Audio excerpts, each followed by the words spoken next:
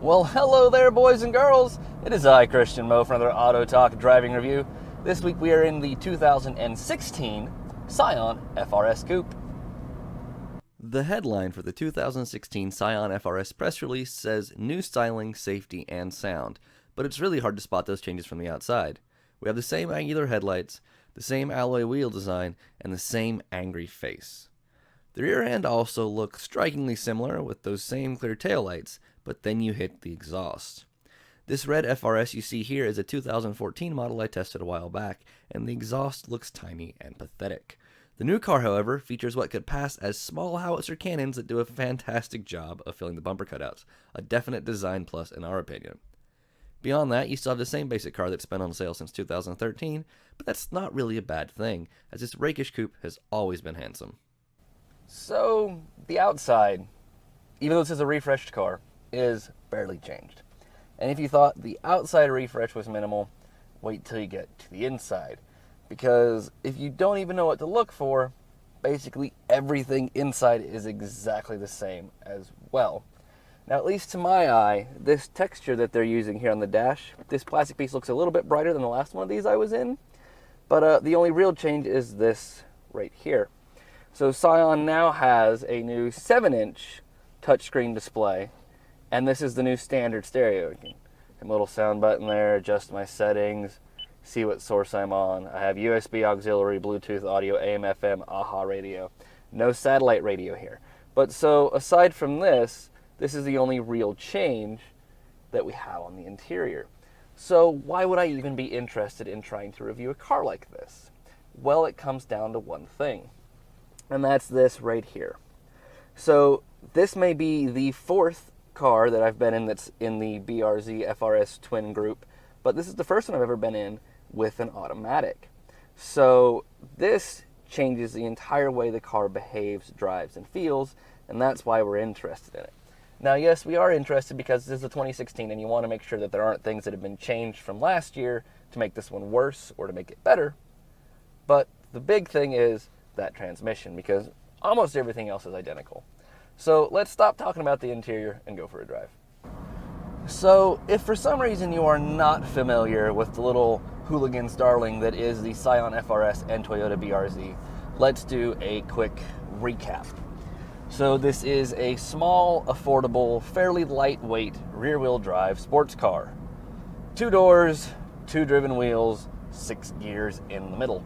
You get your choice of an automatic or a manual. Again, as you saw, what makes this one important to me is this one has the automatic. So underneath the hood is a Subaru-sourced boxer engine. That means it is a flat 4. It is 2 liters in size, and it makes a nice, even 200 horsepower. Torque is a bit lacking at 151 pound-feet, but some of the sacrifices you have to make to keep an engine that small and get the torque curves and the horsepower that they wanted. So 200 horsepower, 151 pound-feet of torque, 2 liters, 4 cylinders, rear-wheel drive, 6 gears in the middle. So, like I said, the only big change about this interior is I have a new 7-inch display up front, which really isn't such a bad thing because the interior for this car was already pretty good. Mainly, it's these seats and this steering wheel. So I've got these seats, they're covered in like a suede kind of like cloth. They've got just a little bit of like fake leather bolstering on the edges. And they've got this nice 2-tone black and red design. Just looks great. Like, it does look really sporty and really fun. And they're nicely sculpted and well bolstered, and I just fit in them like a glove, and I love them. As far as like the dead base standard seats you get on a car, like, these are great. Steering wheel is covered in leather with contrast red stitching, and the wheel is thick enough that you can get a good hold of it. It's nicely sculpted, got some big thumb holds here, so it feels good. Shifter's got some leather on it, so that's all right. Because this is the automatic, I do have some paddle shifters here on the back that are just sort of dinky plastic, but they are stiff enough that I don't feel like I'm going to break them, so that's nice. Otherwise, yeah, the interior's just pretty basic interior. I have 2 cup holders that I can move forward or back just a little bit, and they more or less suck. Then I've got a tiny cubby space here, tiny cubby space in the front of the shifter, glove box, and then I would call it a door pocket, but really I can only fit a bottle. It's just like a bottle holder in the door. So storage sucks, There's just not a lot of places to store things. But you have this whole area back here that Toyota and Subaru and Scion, like in all their press releases, they refer to these things as seats. But you can't really put humans in them. They're just like the seats you get on a 911 or a GTR or lots of other sort of sports cars, where if you have like amputee children, they'll fit. Otherwise, you can't really put anything back there. So it makes a great spot to store stuff. Backpacks, little grocery bags full of food and snacks for road trips, that sort of stuff. You can set that all back there because you're not really going to put people back there. But let's get away from all that and get down to the meat of this thing. This car's been out for since 2013. Everybody knows what it's like, how it drives. Everyone knows it's fun. It's, you know, the only real competitor to the Miata. I like the Miata better, but this is the only real thing that competes in that sort of space. So, same engine, same drivetrain, same basic everything except for this transmission. So let's talk about it. First thing, I have extra buttons down here. On the manual car, you get this little VSC Sport button and the traction control button, but you don't get this little rocker. It says Sport and it says Snow. When you hit it, it does things. In Sport, it quickens up shifts and will hold gears longer. So the car feels a bit sportier, a bit more responsive. Let's go have some fun. But it's still really not that great. It's a 6-speed auto, and it feels just like a 6-speed auto. Shifts are kind of lazy. It does do a rev match thing when you downshift, which is sort of fun. So the car's like, wow, when you try and downshift. And that's kind of fun.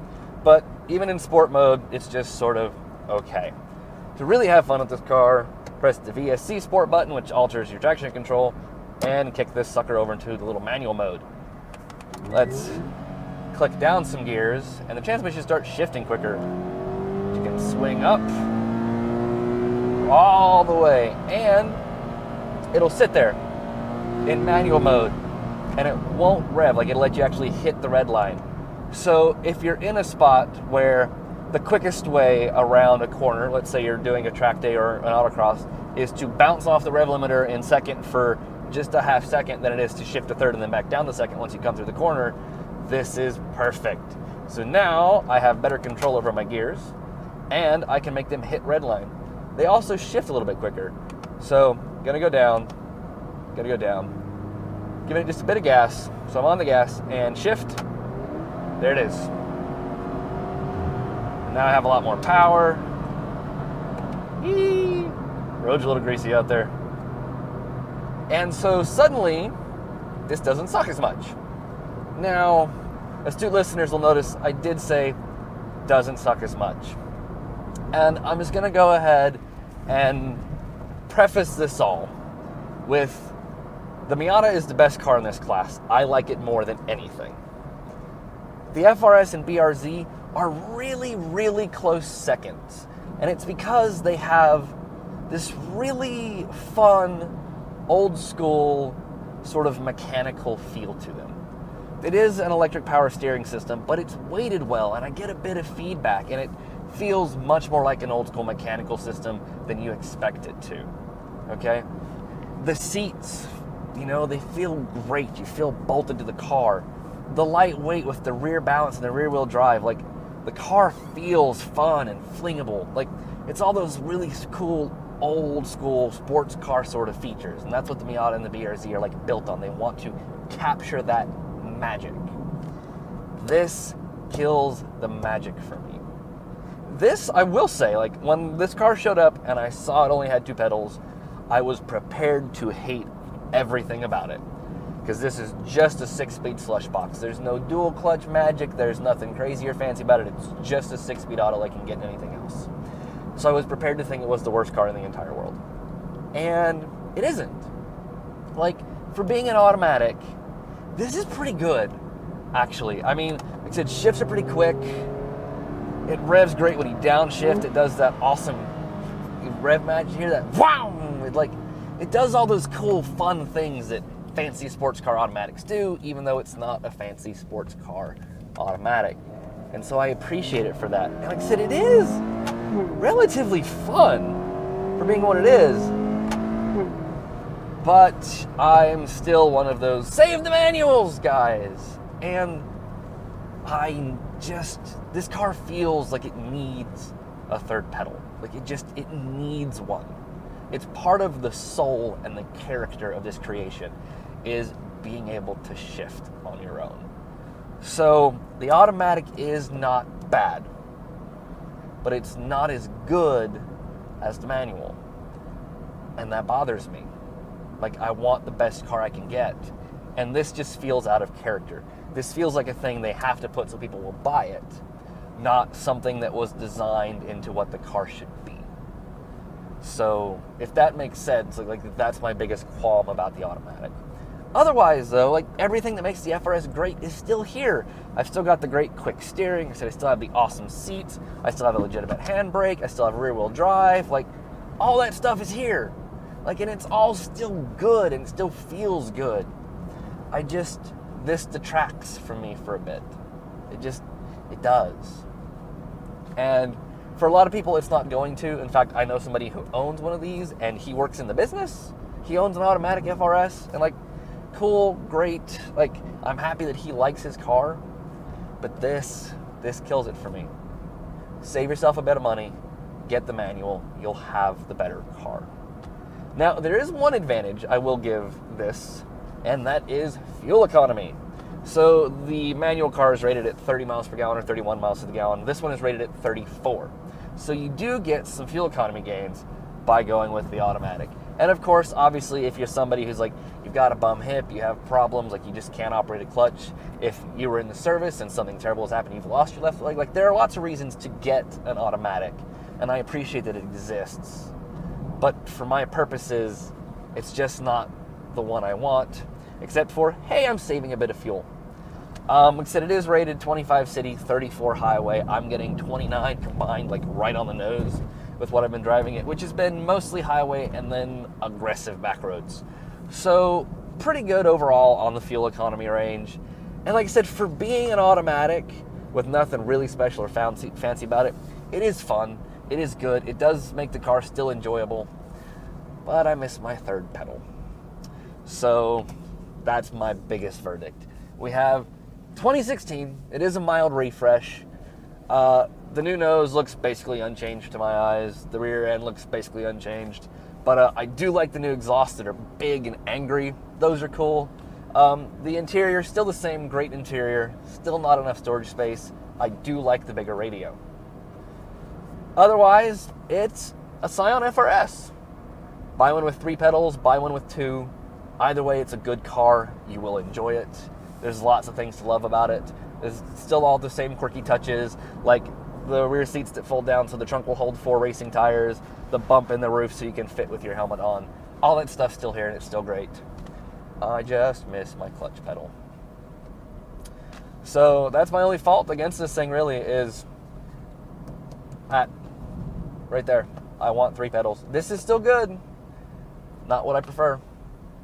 So anyways, thank you guys for hanging out with me. Again, I am Christian Mo. This has been an AutoTalk driving review for the new refreshed 2016 Scion FR-S Coupe. Hope you guys enjoyed the video. If you did, go ahead and give me a little thumbs up. If you didn't, give me a little thumbs down. Leave a comment below to let us know what you think and why. We are working on getting more outside footage, especially when I'm driving, so hopefully that'll be here with the next video. Fingers crossed. I've got some stuff set up. We'll see how that pans out. But hopefully we should have some exterior rolling shots next week. So again, thank you guys so very much for hanging out with me. I'm Christian Mo. Like, subscribe, do all those good jazz things. If you enjoy the video, share them with your friends. Otherwise, thank you for hanging out with me. Stay safe. I'll see you guys next week.